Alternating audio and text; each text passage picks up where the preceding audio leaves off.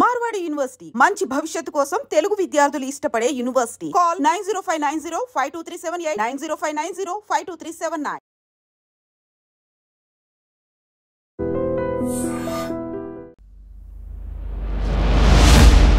విశ్వ నియమాల్లో ఒక్కటైన secret manifestation గట్టిగా సంకల్పించుకుంటే నువ్వు అనుకున్నది జరుగుతుంది అని నమ్మే ఒక చిన్న సూత్రం మాత్రమే తెలుసు. అంతా తెలుసు అనుకునే మనం శాస్త్రవేత్తలు కానీ ఆధ్యాత్మికవేత్తలకు కానీ ప్రతి వాళ్లకు కనిపించని ఇంకొక సీక్రెట్ ఉండింది. అవే విశ్వ నియమాలు. ఏదైతే జపిస్తారో అదే బీజాక్షరంగా, అదే మీకు లైఫ్గా మిగులుతుంది. మన సబ్ కాన్షియస్ మైండ్ అనేది ఇక్కడ ఒక ఎనర్జీ పాయింట్ ఉంది. ఈ ఎపిసోడ్ చూస్తేనే సెకండ్ ఎపిసోడ్కి పబ్లిక్ అర్థమవుతుంది. ఆదిత్యాయ చ సోమాయ మంగళాయ బుధాయ చ గురు శుక్ర శనిభ్యస్త రాఘవే కేతువే నమః అంటే మన బాడీలో ఉండే ప్రతి పార్ట్ని అనలైజ్ చేసుకున్నాం అంతే. ఇప్పుడు నీ కర్మ బాగలేదు, పాపకర్మ ఉంది అని అంటున్నాం కదా. ఇప్పుడు దీనికి ఎనర్జీ, దీనికి లోడ్ ఎక్కువైతే నువ్వు డిలీట్ చెయ్యి అంటున్నావు కదా. అలాగే మనలో కూడా కొంత ఓన్లీ నెగిటివ్ థింగ్స్ కే అవుతుందా? లేదు, మంచి చెడు రెండు ఉంటాయి అన్నమాట.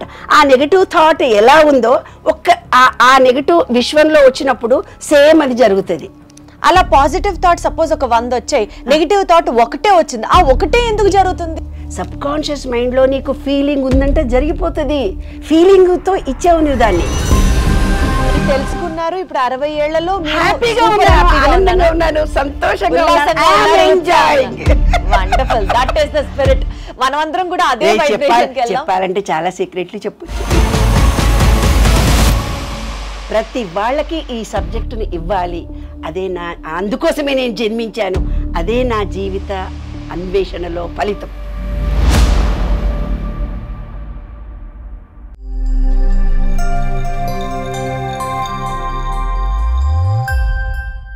అసలు ఎప్పుడైనా వాటి గురించి ఆలోచించారా?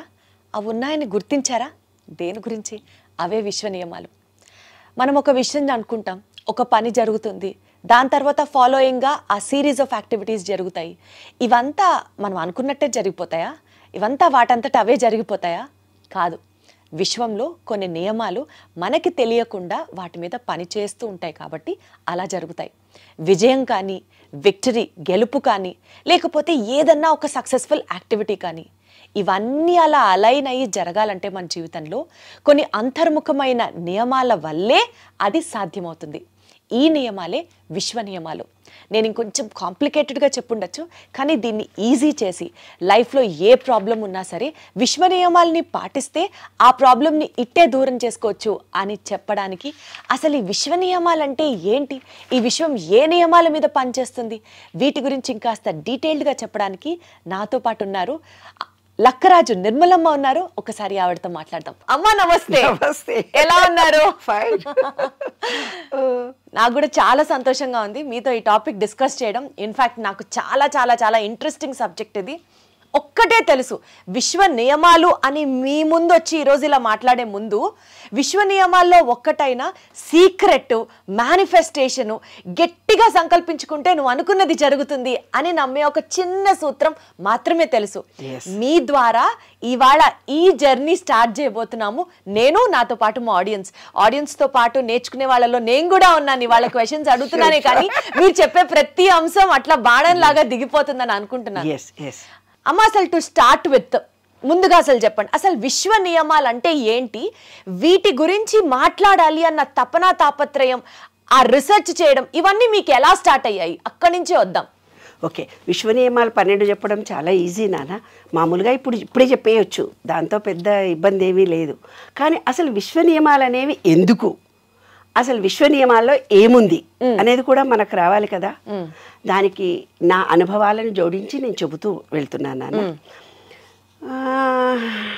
ప్రతి వాళ్లకు లాగానే నాకు కూడాను చాలా అనుభవాలు జరిగాయి. ఆ అనుభవాల్లో నాకు నేనంటే ఏమిటి, ఇది కాదు జీవితం, నేనెందుకు పుట్టాను అని ప్రతి వాళ్ళకి ఒక ఏజ్ తర్వాత, కొంచెం మెచ్యూరిటీ తర్వాత ఒక అనుభవం వస్తుంది. వచ్చినప్పుడు మాత్రమే అసలు నేనంటే ఏమిటి, నేను ఎందుకో స్పెషల్గా పుట్టాను అన్న ఆలోచన కలుగుతుంది. కలిగినప్పుడు ఆధ్యాత్మిక వైపు మనుషులు మళ్ళుతారు. అది నాకు చాలా చిన్న వయసులో జరిగింది. ఎందుకు జరిగింది అని అంటే మా అమ్మమ్మ చక్కగా పద్యాలు పాడుతూ ఉండేది. పద్యాలు పాటలు పాడుతూ ఉంటే ముసలిదాన ఎందుకే ఊరికే పాటలు పాడతావు, డిస్టర్బ్ చేస్తావు అనేవాళ్ళు. ఆమె వేమన పద్యాలు, సుమతి శతకం పద్యాలు పాడేది. పాడుతుంటే మాకంతా పుస్తక అభిమానులం మేము. అంటే పూర్వకాలం ఇల్లు కదా, మేమంతా కదా. ఒక రూమ్ నిండా పుస్తకాలు ఉండే. మా నాన్నగారికి పుస్తకాలంటే చాలా ఇష్టం. నా 10th క్లాస్లోనే అస్ట్రాలజీ నేర్చుకున్నాను, పొమరాలజీ నేర్చుకున్నాను, న్యూమరాలజీ కూడా నేర్చుకున్నాను. అప్పటికీ నేను కవిత్వం రాశాను. సాహిత్య అకాడమీ వాళ్ళు నా పుస్తకాలు ప్రింట్ చేశారు. సరస్వతి కటాక్షం. అది యాదృష్టికి మా అమ్మ అనేది. శిష్టా లక్ష్మీనారాయణ అని మా గురువు గారు, పాలెంలో లెక్చరర్, బోస్ అండ్ బ్రదర్స్, ఇప్పుడు ఆక్స్ఫర్డ్ డిక్షనరీ రాశారు ఆయన. ఒక రోజు నేను 8th క్లాస్లో స్పీచ్ ఇస్తుంటే నాకు ఈ అమ్మాయిని ఇవ్వండి, నేను మోల్డ్ చేసుకుంటాను, షీ హ్యావ్ సంథింగ్ స్పెషల్ అని అన్నాడు. మా అమ్మ చెప్పుడు తీసుకొని కొట్టేళ్ళగొట్టింది. అసలే దాని మాట మాట్లాడుతుంటే నా బొంద నాకు ఒక్క ముట్టకు అర్థం కాదు, వాళ్ళ నాన్నకు మాత్రమే అర్థమవుతుంది, ఇదేదో సన్యాసుల్లో పోతుంది, లాభం లేదు అని తిట్టి పంపించేసింది. అలాగా రూరల్ నాన్న మాది. చిరజీయర్ స్వామి లాంటి వాళ్ళు మన ఆశ్రమ మహబూబ్ నగర్కి వచ్చి భగవద్గీతలు చెప్పేవాళ్ళు. అప్పుడు మేమంతా వెళ్ళి వినేవాళ్ళం.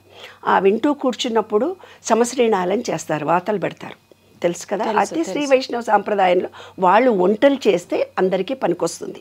రైట్. అలా పనికొచ్చే దాంట్లో ఆయన ఏదో వేదాంతము, జ్ఞానం అనేది ఒక దీపము, దీపాన్ని వెలిగించండి, జ్ఞానజ్యోతిని పొందండి అని చెప్తే ఒకటే అడిగిన ఆయన, దివ్య చుట్టూ వలయంగా చీకటి అలాగే ఉంది, దివ్య చుట్టూ వలయంగా చీకటి అలాగే ఉంది, దానిలో వెలుగు నింప ఎవరికి సాధ్యం అని. ఏంటే మీ అమ్మ ఇంత గొప్ప కవిత్వం చెప్పేస్తోంది, ఇది భగవత్ శక్తితో పుట్టింది, దీని జన్మకి సార్థకత ఉంది, ఇది చాలా గొప్పది కమలమ్మ అని అన్నాడు మా అమ్మకి. నన్ను దగ్గర చేర్చుకొని ఆశీర్వదించారు ఆయన. అది ఏదో మామూలుగా అనుకున్నానంతే. దివ్య చుట్టూ వలయంగా చీకటి ఎలాగే ఉందంటే, మా అప్పుడు క్యాండిల్స్ పెట్టుకొని చదువుకునేవాళ్ళం నాన్న. జ్ఞానజ్యోతి అనగా వెలిగిస్తే మరి చుట్టూ కూడా చీకటి ఉంది కదా, దాన్ని ఎవరు తొలగిస్తారు? ఇవాళ మనకి ఇంత విశ్వంలో భగవద్గీత, ఆధ్యాత్మికత, వేదాలు, శాస్త్రాలు ఇన్నీ ఉన్నాయి, అయినా తెలియనితనం మనకెంతో ఉంది. కోట్ల సబ్జెక్ట్ ఉంది. దాంట్లో ఏదైతే జ్ఞానం ఉందో ఆ జ్ఞానాన్ని భగవత్కృప వల్ల నాకు లభించింది అనుకుంటున్నాను. అంటే అంతా తెలుసు అనుకునే మనం శాస్త్రవేత్తలు కానీ ఆధ్యాత్మికవేత్తలకు కానీ ప్రతి వాళ్లకు కనిపించని ఇంకొక సీక్రెట్ ఉండింది. అవే విశ్వ నియమాలు. అవి నాకు భగవత్కృప వల్ల నాకు లభించాయి, నా అనుభవం ద్వారా లభించాయి. 14 ఏళ్ల కృషి నాన్న ఇది. ఈ సబ్జెక్ట్ అంత తొందరగా రాలేదు. నా అనుభవాలను జోడించి నేను ఇప్పుడు చెప్తున్నాను కాబట్టి ఇంత లక్షల మంది, వేల మంది, కోట్ల మంది ఇది కావాలి సబ్జెక్ట్ చెప్పండి చెప్పండి చెప్పండి అని ఆతురత పడుతున్నా. ఏంటమ్మా ఈ సబ్జెక్ట్ పరంగా ఇప్పుడు మాట్లాడితే విశ్వ నియమాలు అంటే ఇప్పుడు మనం నిజ జీవితంలో మనం అనుభవిస్తున్నవి ఏవైతే ఉన్నాయో అంతా రాంగ్ పద్ధతుల్లో చేస్తున్నాం. అసలైన సబ్జెక్టు మన దగ్గర లేదు. ఒక ఎగ్జాంపుల్ చెప్పండి, ఏం తప్పుగా చేస్తుంది చెప్తాను. ఏమైందంటే మన దగ్గర ఉండే వేదాల్లో ఉండే సబ్జెక్ట్ అంతా యుఎస్ వాళ్ళు తీసుకెళ్ళిపోయారు నాన్న. కొంత సబ్జెక్టుని తీసుకెళ్ళిపోయి వాళ్ళ శాస్త్రంలో ఉంది నాన్న ఇది, మన శాస్త్రంలో ఇవి లేవు. అసలైన సబ్జెక్ట్ ఇది కాబట్టి ఇవి లేకుండా మనం తప్పుదారిలో వెళ్తున్నాం. ఇప్పుడు ఒక చిన్న విషయం ఉంది. పిల్లలు ఉన్నారు, పిల్లలు పుట్టగానే ఏం చేస్తామో ఏమో, వీడు బాగుపడతాడో లేదో, కడుపుతో ఉండగానే ఫస్ట్ థాట్స్ కంటానో లేదో, అబార్షన్ అవుతుందో ఏమో, పిల్లలు పుడితే అంగవైకల్యం పిల్లలు పుడతారో ఏమో, పుట్టగానే నా పిల్లకు మాటలు వస్తాయో రావో, ఏవో చూస్తుంటాం పిచ్చి ఇవన్నీ నమ్మకాలు, విశ్వాసాలు. కొన్ని నమ్మకాలు, కొన్ని విశ్వాసాలు మనలో ఏర్పడి ఆ పిల్లలు పుట్ట కింద పడతావురా అంటావు, దయ్యం వచ్చిందిరా అంటావు, నిన్ను ఆ దవాఖానకు తీసుకుపోవాలరా. అరే నీ ఎంకమ్మ, ఒక్కటన్నా వాడి జీవితంలో పుట్టి పెరిగి 12 years లోపల వాటికి సబ్కాన్షియస్ మైండ్ పెరుగుతుందన్నమాట. 12 years లోపలనే అవే అనుభవాలు వాడి జీవితం అవుతాయి. నువ్వు కింద పడతావురా అంటివి, దవాఖానకు పోతావురా అంటివి, నువ్వు తెలివిలోనోడు అంటివి, వాడు పక్కోడుని నెక్కిరిస్తాడురా అంటివి, నువ్వు చెడ్డి నిప్పుకున్నావు. వాడికి ప్రతి నెగిటివ్ ఇచ్చినాము. వాడి జీవితంలో ఎలా ఎదుగుతాడు నాన్న? రైట్. అంటే మన ఆలోచన మాటనే కాదు, ఆలోచన కూడా ఒక వైబ్రేషన్ ఉంది. ఒక బీజాక్షరము అంటే ఏంటి నాన్న బంగారు తల్లి? బీజాక్షరము అంటే జపించడము అంటే ఏమిటి? నాకు బీపీ ఉంది, షుగర్ ఉంది, కంట్రోల్ కాదు, నాకు నడుము నొప్పి ఉంది, వాకుట్లుంది, నా మగుడు నన్ను సతాయిస్తాడు, 24 గంటలు ఇవే జపం చేస్తున్నారు. కాబట్టి వాళ్ళకి అదే జీవితం. కొంతమంది మాకు డబ్బులు లేవు అని చెప్పిస్తున్నారు. కొంతమంది మాకు ఆరోగ్యం బాగలేదు. ఏదైతే జపిస్తారో అదే బీజాక్షరంగా, అదే మీకు లైఫ్గా మిగులుతుంది. ఈ చిన్న విషయమే మనం తెలుసుకోలేక అనామకంగా ఉన్నాము కాబట్టే నేను విశ్వ నియమాలను రాయడం జరిగింది, దీని మీద కృషి చేయడం జరిగింది. అయితే ఇంతమందిని ఎలా ఆకర్షిస్తుంది? నేను చిన్నప్పుడు నేను చెప్పాను ఇందాక, మా అమ్మమ్మ పద్యాలు చదివేది. ఈరోజు వందలు వేలు కోట్ల మంది పుస్తకాలు రాస్తున్నారు కదా ఇన్ని వందల సంవత్సరాలలో, కానీ వేమన పద్యాలకు సుమతి శతకాలకే వాల్యూ ఉంది కదా. ఇప్పుడు కూడా అంటారు పిల్లలకి ఇప్పటికీ నేర్పిస్తారు. ఏమంటారు? చాలా ఉన్నాయి. ఉప్పు కప్పు ఒక్క పోలిక ఉండు చూడ రుచుల జాడ వేరే, ఏదో విషయం వచ్చినా పద్యం చదివేస్తారు. ఆ పురుషులందు పుణ్య, తర్వాత కొడుకులు ఎంత పుడితే ఏం లాభం, వాడు ప్రయోజకుడైతే, అన్ని ప్రతిదీ పద్యాలు పాడుతుంటాం. దానివల్ల నాకు అర్థమైంది ఏంటంటే, ఎందుకు ఆ రోజు నాకు ఒక బీజం పడింది బంగారు తల్లి. తర్వాత నేను రీసెర్చ్ చేస్తూ ఉండగా నాకు అర్థమైంది ఏంటి తల్లి అంటే, అద్భుతమైనటువంటి భావన. మనము పూజ చేసేటప్పుడు ఒక శ్లోకాన్ని చదవమని ఇస్తాడు. ప్రతి దాంట్లో విష్ణు సహస్రనామాల్లో, లలితా పారాయణంలో ఏదైనా సరే ఒక శ్లోకం ఇస్తారు. మంత్రోపదేశం చేసిన మా గురుగారు కూడా నాకు ఒక శ్లోకం ఇచ్చి చదువు అని. నేను శ్లోకం నేను జపం చేస్తున్నా కదా, శ్లోకం ఎందుకు, నేను శ్లోకం చదివా అనుకునేదాన్ని. ఈ రీసెర్చ్ చేసుకున్నప్పుడు మన సబ్కాన్షియస్ మైండ్ అనేది ఇక్కడ ఒక ఎనర్జీ పాయింట్ ఉంది. ఈ ఎపిసోడ్ చూస్తేనే సెకండ్ ఎపిసోడ్కి పబ్లిక్ అర్థమవుతుంది, లేకపోతే అర్థం కాదు. నేను ఇక్కడ సబ్జెక్ట్ని ఇవ్వబోతున్నాను. విశ్వనియమాలు చెప్పడం చాలా ఈజీ, 2 నిమిషాల్లో చెప్పేస్తాను అయిపోతుంది కాదు. అది ఏంటి బేస్ అనేది కూడా మనకు తెలియాలి కదా. ఏదైతే మనకిక్కడ ఒక చిప్ ఉంది, ఈ చిప్పును ఇప్పుడు వాళ్ళ ఆత్మ, పూర్వకాలంలో పరమాత్మ అన్నారు. మనలో ఉండేది ఆత్మ, విశ్వంలో ఉండేది పరమాత్మ అని అన్నారు. అంటే ఆ రోజు కాలంలో సంస్కృతమే ఉంది, సంస్కృత టెర్మినాలజీ. మూలాధారము, స్వాధిష్టానము, మణిపూరకము, అనాహతము, విశుద్ధి చక్రాలు, భూతాలు అన్నారు, పంచభూతాలు అన్నారు. భూతాలు అంటే ఏంది? 5 ఎలిమెంట్స్. మనలో ఉండేవి 5 ఎలిమెంట్స్, అవి 2 అని అర్థం. ఇక్కడ ఉండేది ఒక చిప్పు, దీన్ని ఆత్మ అని పేరు పెట్టి. ఇప్పుడు మీరు సెల్ ఫోన్ చూపించి నాకేం చెప్తావు, ఇందులో ఆంటీ వైఫై అంటావు, వాట్సాప్ అంటావు, ఇంకేదో నెట్ అంటావు, ఇంకో ఇన్స్టాగ్రామ్లకు వెళ్ళండి అంటావు, ఇది యూట్యూబ్ అంటావు. నాకు తెలియదు కదా, మాకు కొన్ని సబ్జెక్ట్ అర్థము, మాకేమొస్తుందో అదే చూస్తున్నాం, కానీ మిగతా అది నాకు తెలియదు కదా. అలాగే వాళ్ళు చెప్పినటువంటి భాష ఈనాటి జనరేషన్కి అర్థం కాదు. ఆత్మ పరమాత్మ అని భగవద్గీత శ్లోకాలు మనం చదివి వినిపిస్తే తెలుగే రాని వాళ్ళకి సంస్కృతం ఏమొస్తుంది నాన్న, ఈ టర్మినాలజీ అంతా ఆధ్యాత్మికత అనుకుంటున్నాం, కానీ ఇది మన నిత్య జీవితం అనేది తెలియటం లేదు కదా. ఇది నిత్యము మనకు ఉపయోగపడే సబ్జెక్ట్ అని తెలియాలి అంటే ఆత్మ అంటే ఏంది, పరమాత్మ అంటే ఏంది ఫస్ట్ తెలియాలి. ఆత్మ అనేది ఈ సెల్ ఫోన్లో ఉన్నటువంటి చిప్. ఈ చిప్పును నువ్వేం చేస్తున్నావు, నేను సెల్ ఫోన్ మార్చుకుంటే మీరేం చెప్తున్నారు, 30% పాతవి దాంట్లో మెమొరీలో ఉంటాయని చెప్తున్నావు. అలాగే మన ఆత్మలో ఈ పాజిటివ్ చిప్పులో కూడా 30% మన పూర్వజన్మలో మనం ఏర్పరచుకున్న అనుభవాలు, నమ్మకాలు, విశ్వాసాలు ఏవో కొన్ని ఉంటాయి, కర్మలు ఉంటాయంటారే, ఆ కర్మ సిద్ధాంతం ప్రకారం అవి మీతో వస్తాయి 30%. ఇంకో 30% ఎక్కడి నుంచి వస్తాయి? ఇవాళ కులాలు అని కొట్టుకొని చచ్చిపోతున్నారు. మాది కులము, మీది. కులాలు ఇవ్వలేదు. ఈ విశ్వం స్టార్ట్ అయినప్పుడు 4గా విభజించాడు జీన్స్ని. ఒకటి హార్డ్ వర్క్ చేయడానికి, ఒకటి వ్యవసాయము వ్యాపారము చేసే జీన్స్ని ఇచ్చాడు, ఇంకోటి ఏమిచ్చాడంటే తనను తాను రక్షించుకునే జీన్స్ని ఇచ్చాడు, ఇంకోటి జ్ఞానము అనే జీన్స్ ఇచ్చాడు. 4 జీన్స్ను మాత్రమే మనకిచ్చాడు. దాన్ని ఆ రోజుల్లో ఏవో పేర్లు పెట్టారే, నా నోటితోటి నేను అనలేనే బంగారు తల్లి, ఆ కులాల పేర్లు కూడా చెప్పాను, ఎందుకంటే అవి జీన్స్. కాబట్టి ఏంటి, నీవు కార్పెంటర్ వంశంలో పుట్టావా, ఐఏఎస్ ఫ్యామిలీలో పుట్టావా, టీచర్స్ ఫ్యామిలీలో పుట్టావా, లేదు వ్యవసాయదారుడి కుటుంబంలో పుట్టావా, కంసాలి వంశంలో పుట్టావా, ఇంజనీరింగ్ చేసే వాళ్ళలో రాజకీయం దాంట్లో పుట్టావా, అలాంటి జీన్స్ నీకు 30% వస్తాయి. ఒక 30% చిప్పులో ఏమొచ్చాయి? ఈ చిప్పులో ఇందులో పాత కర్మఫలంగా, ఆ వ్యక్తి కర్మఫలంగా వచ్చినటువంటి ఎనర్జీ, సంచిత కర్మ 30% వచ్చింది నాన్న. తర్వాత ఇంకో 30% జీన్స్ అంటే దేవుడు తయారు చేసిన 4 జీన్స్. మీ వంశంలో పెద్దవాళ్ళు కార్పెంటరు, వ్యవసాయం చేశారు, వ్యాపారం చేశారు, యుఎస్లో ఉండి ఫ్యామిలీలో పుట్టావో, నీవు ఏమన్నా నీవు రాజకీయ రంగంలో పుట్టావో, ఏదో ఒక జీన్స్, వాళ్ళ ఆలోచనలు, వాళ్ళ పద్ధతులు, వాళ్ళ ఫ్యామిలీ జీన్స్ నీకు వస్తాయి 30%. ఇంకో 30% ఎక్కడి నుంచి వస్తాయి? కొంతమంది ఏమో కరీంనగర్లో పెరుగుతారు, కొంతమంది విజయవాడలో పెరుగుతారు, కొంతమంది యూఎస్లో పెడతారు, కొంతమంది కాశీలో పెరుగుతారు, కొంతమంది నార్త్లో ఎక్కడో పెడతారు, కొంతమంది బెంగళూరులో. అంటే వాళ్ళు పుట్టి పెరుగుతున్నటువంటి వాతావరణంలో కొన్ని నమ్మకాలు, కొన్ని విశ్వాసాలు ఏర్పడతాయి. కొంతమందే దేవుళ్ళు ఉంటారు, అక్కడ ఉండే దేవుళ్ళు బేసికల్గా వాళ్ళ ఆచార వ్యవహారాలు, నమ్మకాలు, విశ్వాసాలు 30% వస్తాయి. వాళ్ళు పెరిగినటువంటి వాతావరణం. అంటారు కదా మన పిల్లల్ని ఏ లొకాలిటీలో పెంచుతున్నవే మంచి లొకాలిటీలో పెంచరాదు మీ పిల్లల్ని అంటాం కదా. ఆ 30% వస్తుంది. 30%, 90%.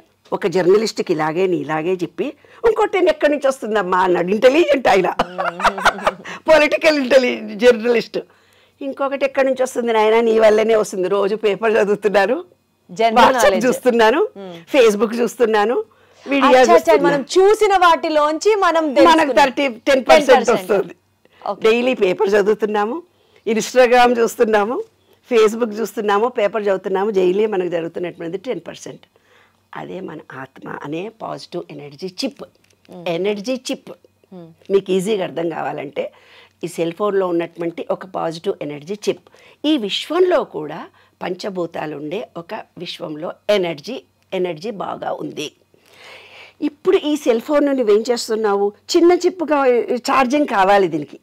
ఏమ్మా రోజు ఛార్జింగ్ అయిపోతుంది, దీనికి ఛార్జింగ్ చేయడానికి నువ్వేం చేస్తున్నావు, ఇది పిన్ కావాలని అంటున్నావు, లేదంటే చిన్న పిన్ కావాలంటున్నావు, పెద్ద పిన్ కావాలి, నాకు ఇది సరిపోదే వేరే పిన్ కావాలి అంటాను నేను. నాలంట నీకైతే తెలుసు ఏమేమంటావో దాని పేర్లు కూడా నీకు తెలుసు.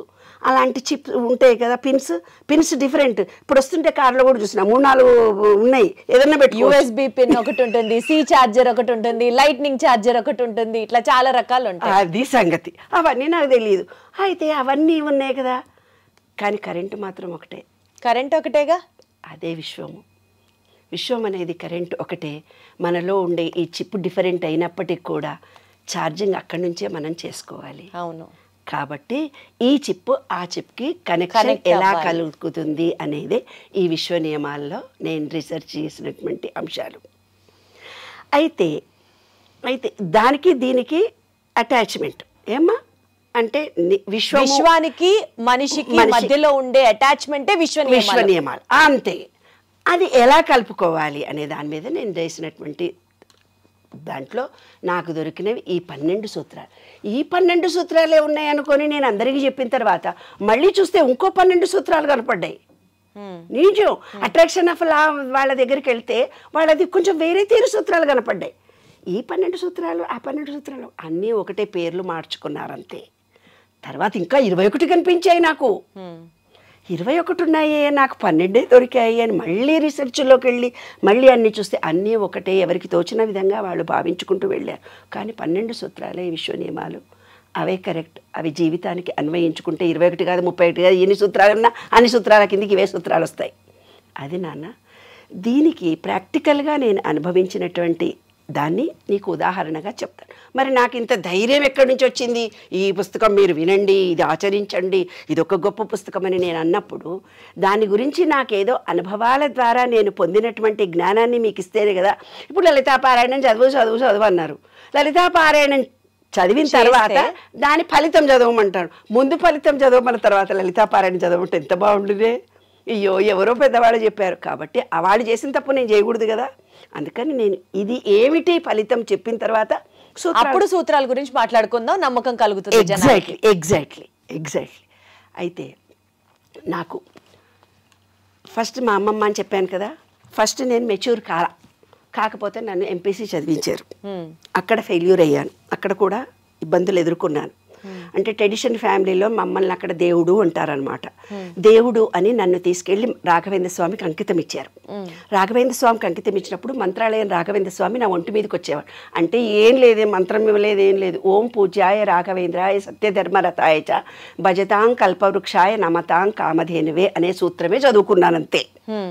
చదువుకుంటే నాకు భగవంతుడు అవాహనం అయ్యేవాడు. అప్పుడు బోర్డు కవిత్వం రాశాను. ఇంటర్మీడియట్లో నన్ను జాయిన్ చేశారు మా నాన్నగారు. చేస్తే అన్ని సబ్జెక్టులు ఫెయిల్ అయ్యాను అంతకుపురం. తర్వాత అన్ని సబ్జెక్టులో గొప్పగా వచ్చాను. స్టేట్ ర్యాంక్లో మహబూబ్ నగర్ డిస్ట్రిక్ట్లో మొట్టమొదటి ఎంపీసీ ఆడపిల్లని.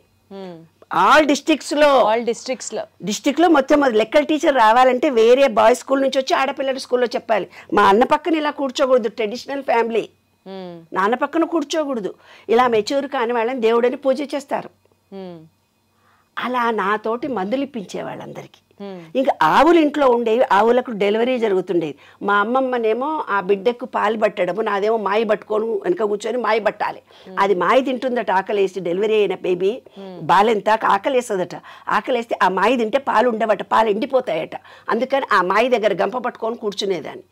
అలా ట్రెడిషనల్ ఫ్యామిలీలో ఆధ్యాత్మికతకి ఈ జీవితానికి మధ్యలో ఎన్నో చూస్తూ ఒడిదుడుకులను ఎన్నో ఎదుర్కొంటూ చూసుకుంటూ వచ్చాను తల్లి.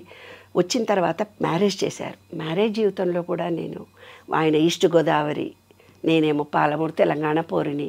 ఇక్కడికి అక్కడికి కుదరలేదు, చాలా గొడవలు. పెళ్లి చేసుకున్న 10 నిమిషాలలోనే గొడవలు జరిగిపోయాయి. అమ్మ బాబోయ్. ఇక విడిపోయామో అని అనుకున్నారు. నేను ఒక్కదాన్ని ధైర్యం చేసుకొని బీఎస్సీ బీఈడీ చదివితేనే పెళ్లి చేసుకుంటానన్నారు వాళ్ళు. బీఎస్సీ బీఈడీ ఉన్నందుకు పెళ్ళయింది. కానీ అన్నీ గొడవలే, ఎక్కడ సాటిస్ఫాక్షన్ లేదు లైఫ్లో. అప్పుడు నేను మా నాన్నగారు జాతకాలు చెప్తారు కదా, వేరే ఒక ఆయన నా చెయ్యి చూసి నీకు భర్తతో సుఖం ఉండదు, నీకు ఇష్టమేనా, లేకపోతే నీకు ఆడపిల్లగా నీకు బయట జీవితం చాలా, ప్రతి మగవాడు నిన్ను చూసి ఇట్లా చేతులు వేస్తాడు, నీవు మాత్రం ఒక గొప్ప ఆధ్యాత్మిక వేత్త అవుతావు నీ జీవితంలో, నాన్నతో పాటే మీ నాన్నగారి కోరిక నిన్ను పంపించడం ఇష్టం లేదు, నువ్వు ఇక్కడే ఉండాలి అని అన్నారు. లేదు నాన్న, లేదు అంకుల్, నా చెయ్యి చూసి చెప్పాడనమాట. ఒక అమ్మాయి మొగుడు విడిచిపెట్టాడు, ఒక అమ్మాయికి మొగుడు చచ్చిపోయాడు, మరి ఉన్న నీ జీవితం గురించి మీ నాన్న బాధపడితో నీకు చెప్పలేకపోతున్నాడు, మీ అమ్మకేమో అంత లోకజ్ఞానం అవగాహన లేదు, నీ ఇష్టం, నీవు డిసిషన్ చెప్పు అన్నాడు. ఆయనతోటే ఉంటాను, ఎందుకంటే నాకు 2 చెల్లెళ్ళు 2 తమ్ముళ్ళు, భవిష్యత్ అంతా ఉంది. మా అన్నకు అప్పటికే నాకు పెళ్ళి వద్దు అంటే మా అన్నయ్యకు ముందు పెళ్ళి అయింది, తర్వాత నాకు పెళ్లి చేశారు. డిగ్రీ అయిన తర్వాత, నేను మెచ్యూర్ అయిన తర్వాత నాకు పెళ్లి చేశారు.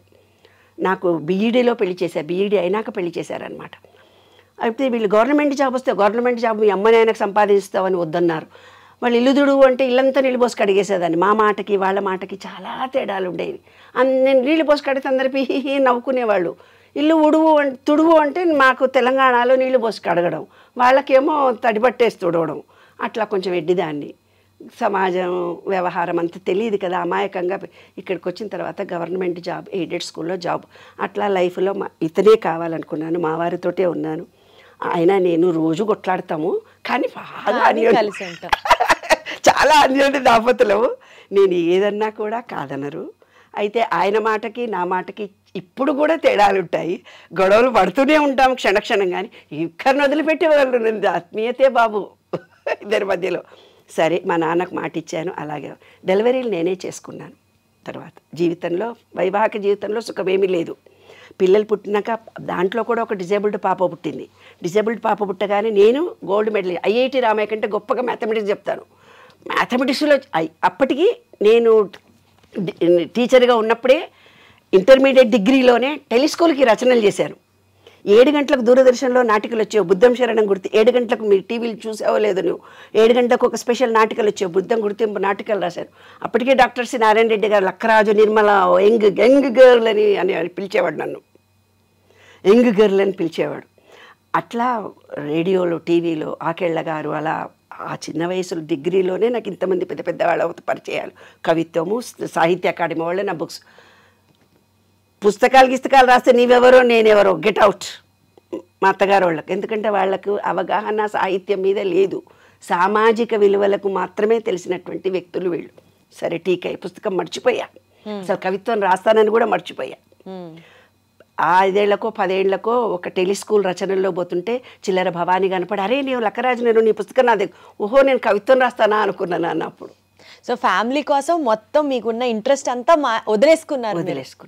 తర్వాత డిజేబుల్డ్ పాప పుట్టింది, ఉద్యోగం చేస్తున్నాను. ఉద్యోగానికి వెళ్తే నేను 10th క్లాస్ మ్యాథమెటిక్స్ టీచర్ని. ఈమె చాలా యాక్టివ్, ఇంటెలిజెంట్ అని కుళ్ళు ఒకటి ఉంది నా మీద. తర్వాత నేను డుమ్మా కొడుతున్నాను, థైరాయిడ్ వచ్చింది.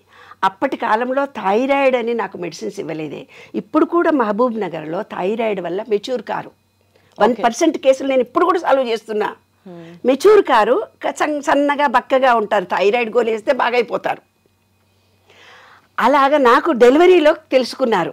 సెకండ్ డెలివరీలో డిజేబుల్డ్ పాప ఎందుకు పుట్టిందంటే థైరాయిడ్ ఉన్నందువల్ల అని అప్పుడు తెలుసుకొని, అప్పటి నుంచి నాకు థైరాయిడ్ మందులు ఇచ్చారు. అప్పుడు నేను గవర్నమెంట్ జాబ్ కూడా రిజైన్ చేయాల్సి వచ్చింది. మెంటల్లీ రిటార్డెడ్ స్కూల్ రన్ చేశాను. సూర్య భగవంతం వైస్ ఛాన్సలర్ కూతురు మా మహిళా మండలిలో ఉండే ఆమెతో. మా పాప కొంచెమే స్లో లెర్నర్ మాత్రమే, డిజేబుల్డ్ కాదు. అయినా నేను మెంటల్లీ రిటార్డెడ్ అంటే ఏంటి సబ్జెక్ట్ అంతా నేర్చుకొని డిజేబుల్డ్ స్కూల్ రన్ చేశాను. ఎప్పుడైతే నేను జాబ్ రిజైన్ చేశానో అంతకుపూర్వం మా నాన్న వాళ్ళు ఫోన్లో మాట్లాడేవాళ్ళు, తర్వాత ఎవరో నాకు సంబంధం లేదు. పుట్టింటి నుంచి టోటల్ డిటాచ్. ఎందుకు? డెలివరీలు కూడా నేనే చేసుకున్నాను. ఆయనకు జాబ్ లేదు, నాకు జాబ్ లేదు, మేము భారం అవుతాం కదా వాళ్ళకి. వెలివేయబడ్డ మనుషులు. అయ్యో అయ్యో. ఇటు అత్తగారి వాళ్ళు ఎవరు లేరు, ఆయనకు అమ్మ నాన్న లేరు, వాళ్ళ అన్నయ్య వదిన వాళ్ళిద్దరు వాళ్ళ ఫ్యామిలీ వాళ్ళు సెటిల్ చేసుకున్నారు. ఈయన ముందు నుంచి కూడా సపరేటే ఉన్నారు పాపం. వాళ్ళ అన్నయ్య వదిన వాళ్ళు ఏమి ఇన్వాల్వ్ కాలే. ఈయనతోటి భాష వ్యావహారిక జ్ఞానంతో మాకు ఇబ్బందులు, కానీ పెద్దవాళ్ళందరితోటి మాకేమీ ఇబ్బందులు ఏమి లేవు. అట్లా వీళ్ళతో ఈయనతో అండర్స్టాండింగ్ కష్టం. అంటే వాళ్ళు మర్యాద చేసేది వీళ్ళకి తెలీదు, వీళ్ళు చేసేది వాళ్ళకి. తెలంగాణ వ్యవహారం వేరే ఉంటుంది కొంచెం, దాంతో ఇబ్బందులే తప్ప ఇంకేం లేదు.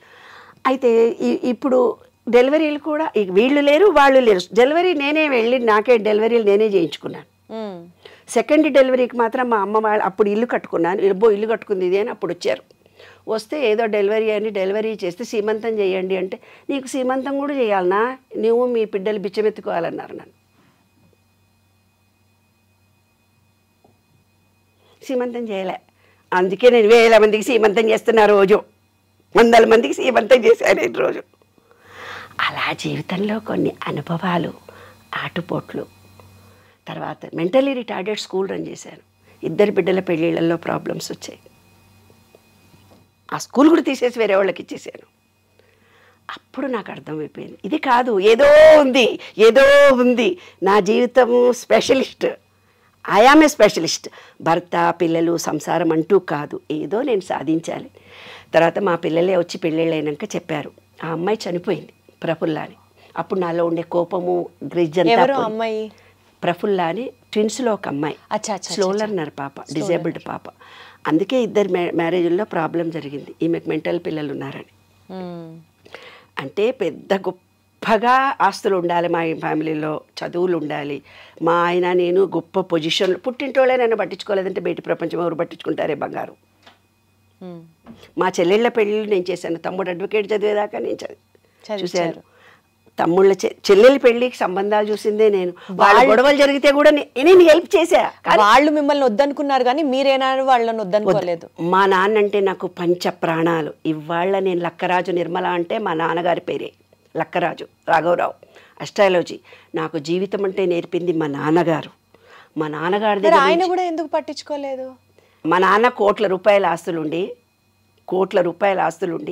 మా తాతగారు చనిపోయి కొంగర కళ అని మా నాన్నది. మా నాన్న పూటకూళ్ళలా ఒక్కొక్కళ్ళ ఇంట్లో భోజనం చేసి చదువుకున్నారు, భోజనం లేక. ఈ ఊళ్ళో 10 కోట్లకు 1 ఎకరం. ఆ ఆస్తులు ఆ రోజుల్లో ఎక్కడివి నాన్న పూర్వకము. మా నాన్న పూటకూళ్ళలా ఒక్కొక్కళ్ళ ఇంట్లో ఉండి చదువుకుంటే మా అమ్మని ఇచ్చి పెళ్లి చేసి ఇల్లరికం వచ్చారు మా నాన్నగారు 100 ఎకరాలు రాసిస్తే. మా పెదనాన్నలు నన్ను అడిగారు, ఏంటే పెద్ద పోజులు నీవు, మీ తాత ఎట్లా చచ్చిపోయాడో తెలుసా అంటే, పెదనాన్న ఎట్లా చచ్చిపోయాడు అని అడిగితే, ఆకలితో అన్నం లేక చచ్చిపోయాడే. ఒక కొడుకును దత్తత ఇచ్చాడు, ఒక కొడుకుడు మెంటల్ అయిపోయాడు, ఒక కొడుకు ఆకలితో చచ్చిపోయాడు, ఒక కొడుకును దత్తత ఇచ్చాడు, మీ నాన్న ఇల్లరికం ఇచ్చాడని చెప్పారు మా నాన్నగారు చనిపోయేటప్పుడు కూడా ఆ పాత ఇంట్లో మహబూబ్ నగర్ ఇంట్లో నీళ్లు గాడుతుంటే మంచం కింద 2 రాళ్ళు పెట్టుకున్నాడు, కానీ 1 కోటి రూపాయలు తన చేతులున్నా ఒక కొత్త మంచం కొనుక్కోలేదు. ఇప్పుడు చెప్పు, ఆడపిల్ల ఫోన్ చేస్తే ఎందుకు ఎత్తలేదు మా నాన్న? ఫోన్ చేస్తే 1 రూపాయి ఖర్చు అయితే అని ఫోన్ చేసేవాడు కాదు.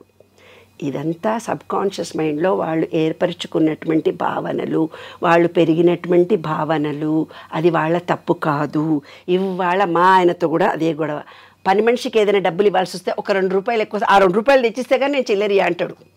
ఎందుకు? వాళ్ళ ఆ కాలంలో వాళ్ళు పడిన అనుభవాలు ఇవాళ చూస్తున్నది. ఇవాళ నా దగ్గర 100 రూపాయలు ఉన్నాయి, నేను హ్యాపీగా ఖర్చు పెట్టుకోవచ్చు.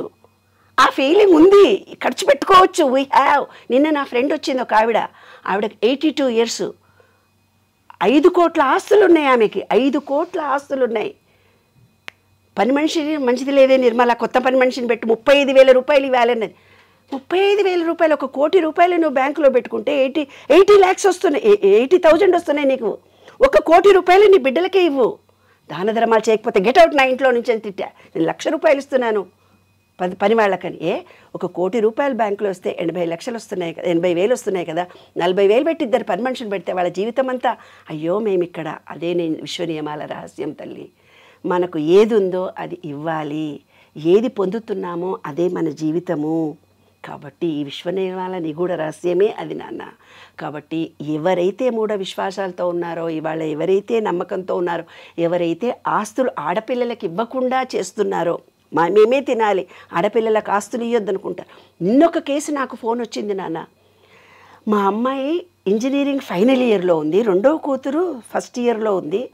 2 పిల్లలు ఎలా అంటే కొడతారు, తిడతారు, అరుస్తారు, పిండి ఏది ఉంటే అది చేతిలో పెట్టి కొడతారు. అంటే మీ ఆయన ఇట్లనే ఉన్నాడా అంటే అవును. అంటే మరి జీన్స్ దానికి నువ్వేం చేస్తావు? కాబట్టి ఈ 3 నేను చెప్పే బేసిక్స్లోనే సగం సబ్జెక్ట్ వస్తుంది నాన్న. ఫస్ట్ ఈ చిప్ అని చెప్పిన దాంట్లో సగం సబ్జెక్ట్ వస్తుంది.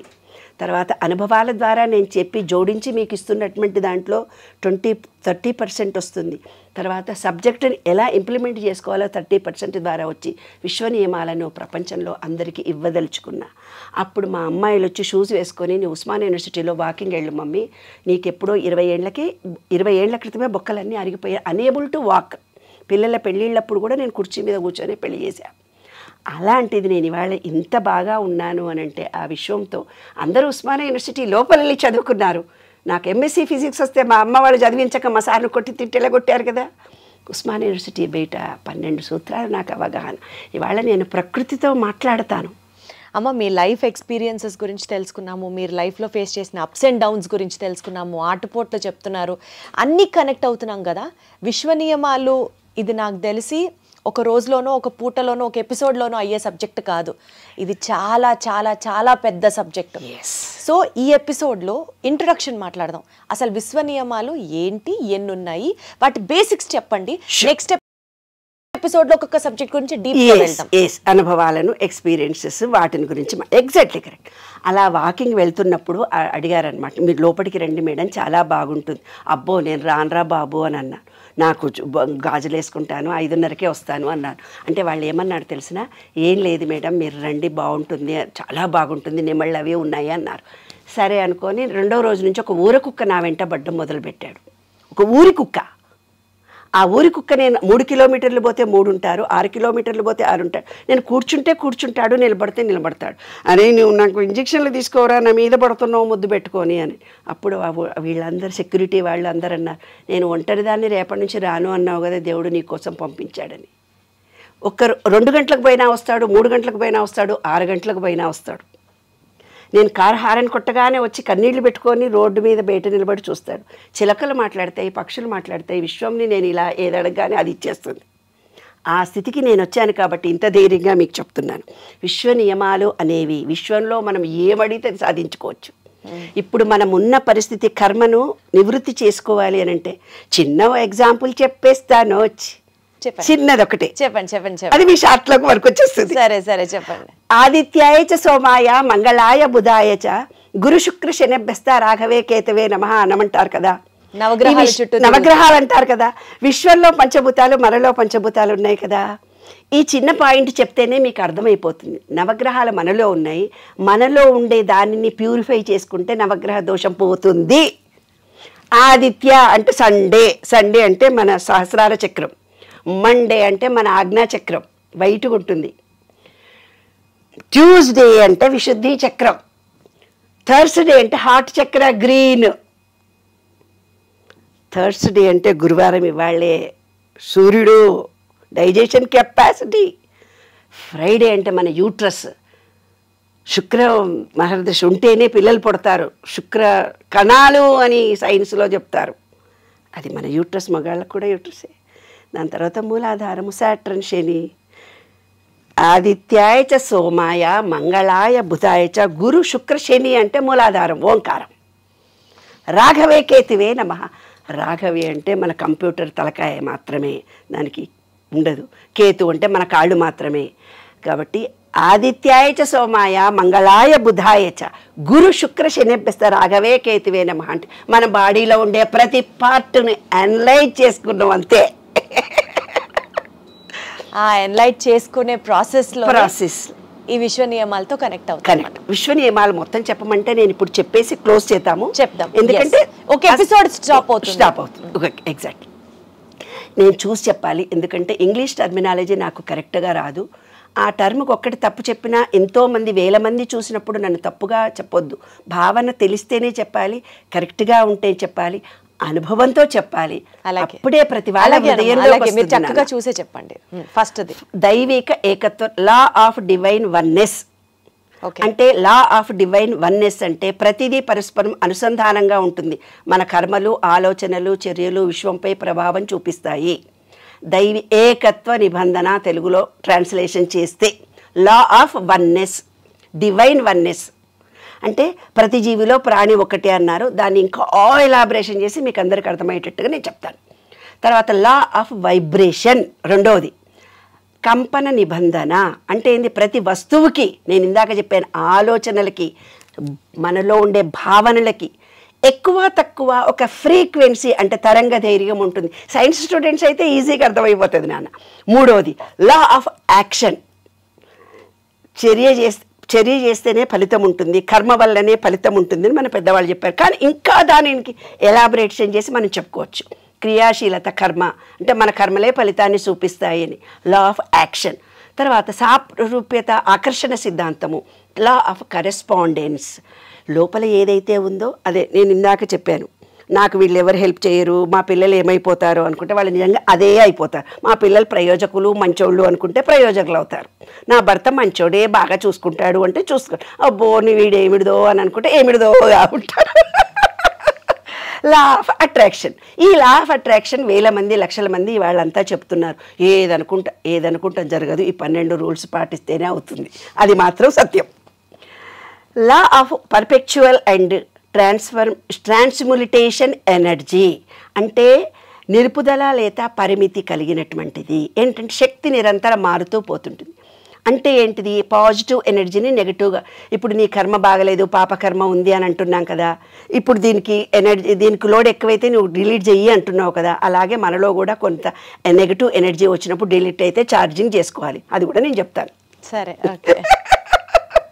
తర్వాత law of cause and effect. ప్రతి చర్యకు ప్రతిచర్య ఉంటుంది.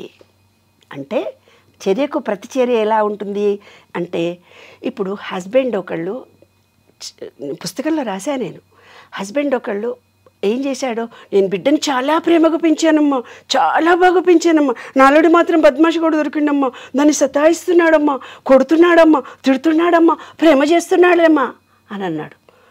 అయ్యో అని నేను కౌన్సిలింగ్ చేసేటప్పుడు మిగతా వాళ్ళందరినీ పిలుస్తాను కదా, ఆ భార్యను, ఆ అల్లుడు, బిడ్డను అందరినీ పిలిస్తే ఆ భార్యను పక్కకు పిలిచి మొగుడు లేకుండా ఒక్కొక్కళ్ళతో మాట్లాడతా. ఆమె చెప్తే, అమ్మ పెళ్లి చేసుకున్నాడు, నన్ను సతాయించి పెట్టిండు, చంపి పెట్టిండు. నా బాధ నేను ఎవరికి చెప్పుకోలేక ఈ పిల్ల పుట్టినాక కొంచెం ఆర్థికంగా మాకేం ఇబ్బంది లేదు, ఇట్లా కూర్చుంటావు, మా చెల్లెలు అట్లా పని చేస్తుంది, ఇట్లా నిలబడ్డావు, ఆ మూత ఎట్లా పెట్టినావు, నవ్వుతూ ఉండవా, ఏ దానికన్నా వంక పెట్టి తిట్టేవాడంట. అప్పుడు ఆ అందరి జంటలను పిలిచి, చూడు నాయన, నీ పెండ్లాన్ని ఎంత కష్టపెట్టినావో, ఈ విశ్వంలో రూల్ ప్రకారము నీ బిడ్డ అంత బాధపడుతుంటే నువ్వు బాధపడాలి. అక్కడ ఎంత చర్య ఈజ్ ఈక్వల్ టు మైనస్ ప్రతిచర్య. ఒకవేళ కొడుకులే ఉన్నారు అనుకుందాం, ఇలాగా భార్యని హింసించాడు, కొడుకులే ఉన్నారు, తనకి ఏ కోడల మీద ఇష్టమైంది ఆ కోడలు, లేదా ఆయనకు చెల్లెలు ఇష్టమైతే చెల్లెలు, లేదా ఆయనకే కోడలు అంత బాధ పెడుతుంది. కోడలే ఈ భార్యని ఎంత ఇబ్బంది పెట్టిందో అంత ఇబ్బంది పెడుతుంది, ముందు భార్య చచ్చిపోతుంది. ఇలా జరుగుతుంది. చర్య ఈజ్ ఈక్వల్ టు మైనస్ ప్రతిచర్య. ఇలా చాలా లోతులైన భావాలు ఉన్నాయి. లా ఆఫ్ కాంపన్సేషన్, పునరుత్పత్తి పరివర్తన. మన క్రియలు ఫలితంగా సమానమైన ఫలితాన్ని మనం అనుభవిస్తాము. ఇది ఒక న్యాయ నిబంధనలు ఇవన్నీ. లా ఆఫ్ రిలేటివిటీ, ప్రతిదానిని ఇతర విషయంతో పోల్చినప్పుడే అర్థమవుతుంది. ఇప్పుడు నేను ప్రతిదీ పోల్చి చెప్తున్నాను కదా, అలాగా ప్రతి ఆలోచన ఒక ఆలోచనకి పొంతన రిలేటివిటీతో ఉంటుంది. అంటే మంచి ఉంటే చెడు ఉంటుంది, చెడు మంచి రిలేటివిటీ కలిగి ఉంటుంది ప్రస్తుత పరిస్థితిపైనే. ఇవాళ నేను బాగా డబ్బులున్నాయండి, ఇవాళ లాస్ అయిపోయినా అంటున్నావు. ఎలా లాస్ అయ్యావు?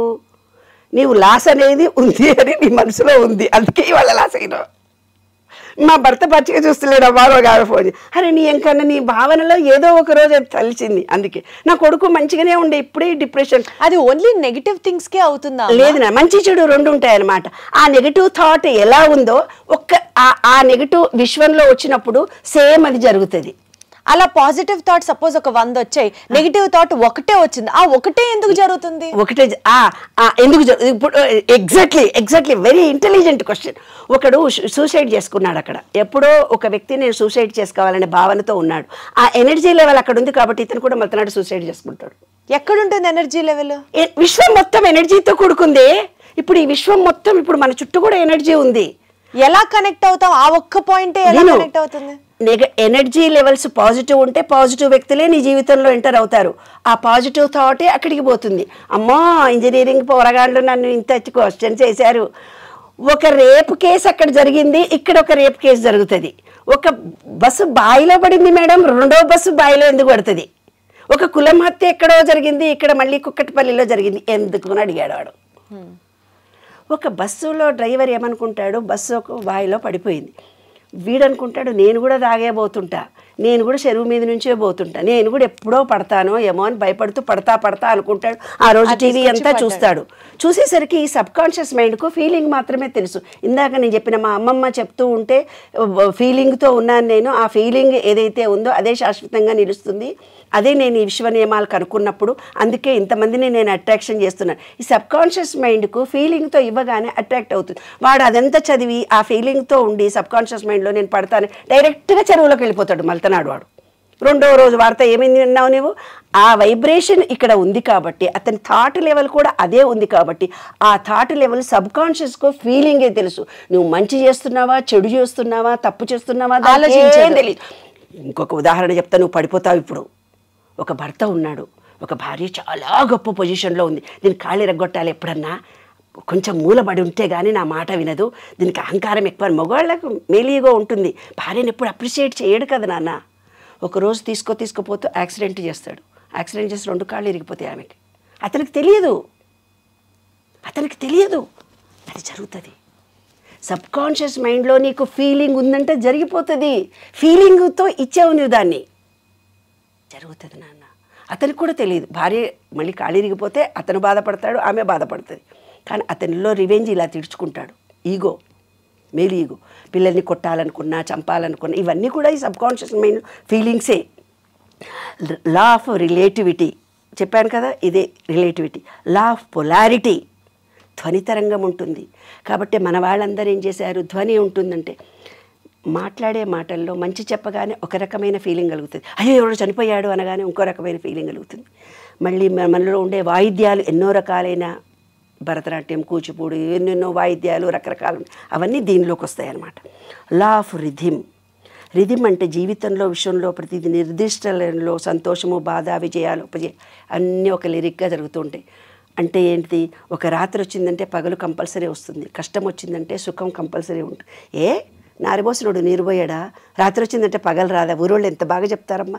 నాకు తెలియకపోతే ఒకరోజు ఇదే విషయం విచిత్రంగా విన్నాను తల్లి.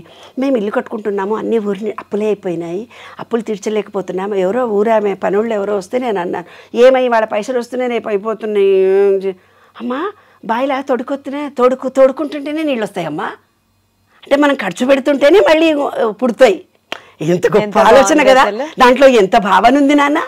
మనం వినేటందుకు చాలా ఇంతే ఉంది, కానీ అందులో అంతరార్థం ఇంతుంది కదా. కాబట్టి ఎనర్జీ లెవెల్స్ మారుతూ పోతుంటుంది. రాత్రి పగలు, చీకటి పగలలాగా సుఖ దుఃఖాలు. ఇదే బుద్ధుడికి కలిగిన జ్ఞానోదయం. తర్వాత చెప్తాను, ఇందులో చాలా రహస్యాలు ఉన్నాయి. లా ఆఫ్ జెండర్ అంటే ఏంటి?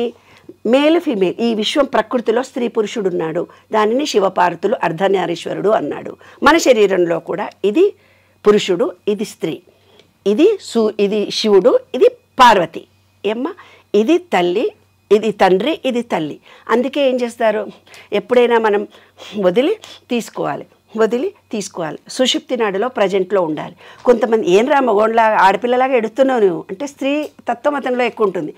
మొగరాయిలా ఉన్నావు నువ్వు అంటే పురుషతత్వం అమ్మాయిలో ఎక్కువ ఉంటుంది. దాన్ని బ్యాలెన్స్ చేసుకోవాలి.